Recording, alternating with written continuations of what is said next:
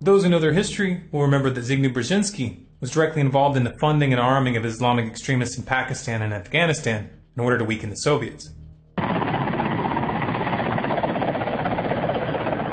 U.S. National Security Advisor Brzezinski flew to Pakistan to set about rallying resistance. He wanted to arm the Mujahideen without revealing America's role. On the Afghan border near the Khyber Pass, he urged the soldiers of God to redouble their efforts. We know of their deep belief in God, and we are confident that their struggle will succeed. That land over there is yours. You'll go back to it one day because your fight will prevail and you'll have your homes and your mosques back again because your cause is right and God is on your side. By the way, Osama bin Laden just happened to be one of these anti-Soviet freedom fighters that the U.S. was funding and arming. This operation is no secret at this point, nor are the unintended side effects. I mean, let's remember here, the people we are fighting today, we funded 20 years ago. And we did it because we were locked in this struggle with the Soviet Union. They invaded Afghanistan, and we did not want to see them control Central Asia, and we went to work. Officially, the U.S. government's arming and funding of the Mujahideen was a response to the Soviet invasion in December of 1979. However, in his memoir entitled From the Shadows, Robert Gates, director of the CIA under Ronald Reagan and George Bush Sr., and Secretary of Defense under George W. Bush and Barack Obama, revealed that the U.S. actually began the covert operation 6 months prior with the express intention of luring the Soviets into a quagmire. The strategy worked. The Soviets invaded, and the 10 years of war that followed are considered by many historians as being one of the primary causes of the fall of the USSR. This example doesn't just establish precedent. What we're seeing happen in Iraq, Afghanistan, and Syria right now is actually a continuation of an old story. Al-Nusra and ISIS are ideological and organizational descendants of these same extremist elements that the U.S. government made use of 30 years ago. The U.S. then went on to create a breeding ground for these extremists by invading Iraq in 2003. Had it not been for the vacuum of power left by the removal and execution of Saddam, Al-Qaeda in Iraq, aka ISIS, would not exist. And had it not been for Washington's attempt at toppling Assad by arming, funding, and training shadowy militant groups in Syria, there is no way that ISIS would have been capable of storming into Iraq in June of 2014. On every level, no matter how you cut it, ISIS is a product of the U.S. government's twisted and decrepit foreign policy. Now, all of this may seem a bit contradictory to you as you watch the drums of war against ISIS begin to beat louder and louder, and as the airstrikes against them are gradually widened. Why would the U.S. help a terrorist organization get established, only to attack them later? Well, why did the CIA put Saddam Hussein in power in 1963? Why did the U.S. government back Saddam in 1980 when he launched a war of aggression against Iran, even though they knew that he was using chemical weapons? Why did the U.S. fund and arm Islamic extremists in Afghanistan against the Soviets? There's a pattern here, if you look closely. This is a tried and true geopolitical strategy. Step 1. Build up a dictator or extremist group which can then be used to wage proxy wars against opponents. During this stage, any crimes committed by these proxies are swept under the rug. Step 2. When these nasty characters have outlived their usefulness, that's when it's time to pull out all that dirt from under the rug and start publicizing it 24/7. This obviously works best when the public has no idea how these bad guys came to power. Step 3. Finally, when the public is practically begging the government to do something, a solution is proposed. Usually, the solution involves military intervention, the loss of certain liberties, or both. ISIS is extremely useful. They have essentially done Washington's dirty work by weakening Assad.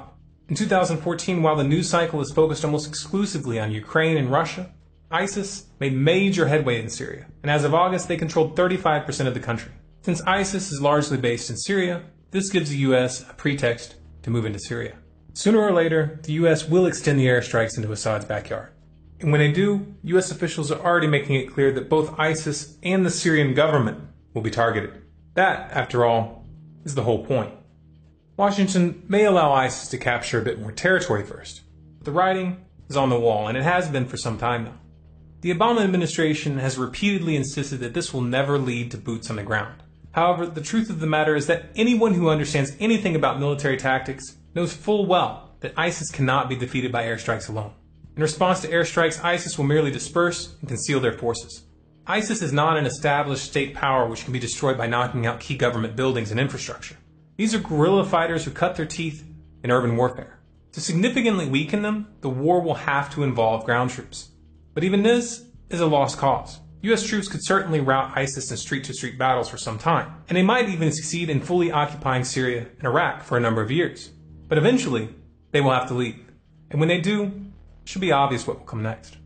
The puppets that the U.S. government has installed in the various countries that they have brought down in recent years have proven without exception to be utterly incompetent and corrupt. No one that Washington places in power will be capable of maintaining stability in Syria. Period. Right now, Assad is the last bastion of stability in the region. He is the last chance they have for a moderate, non-sectarian government, and he is the only hope of anything even remotely resembling democracy in the foreseeable future.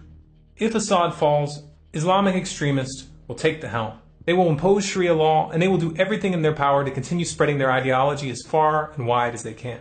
If the world truly wants to stop ISIS, there's only one way to do it. 1.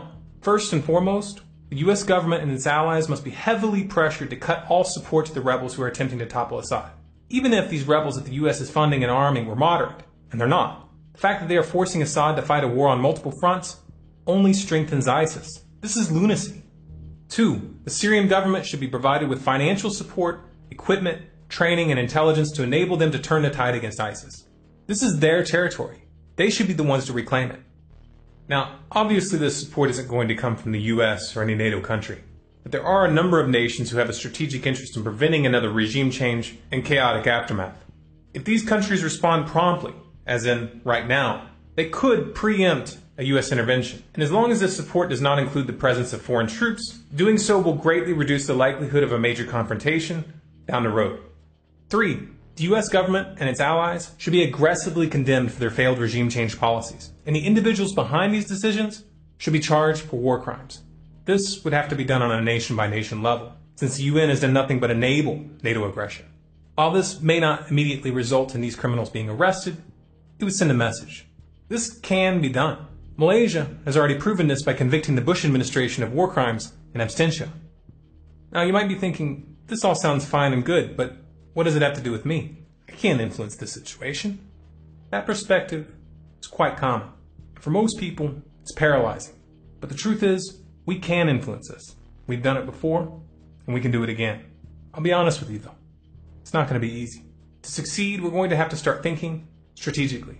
Like it or not, this is a chess game. If we really want to rock the boat, we have to start reaching out to people in positions of influence.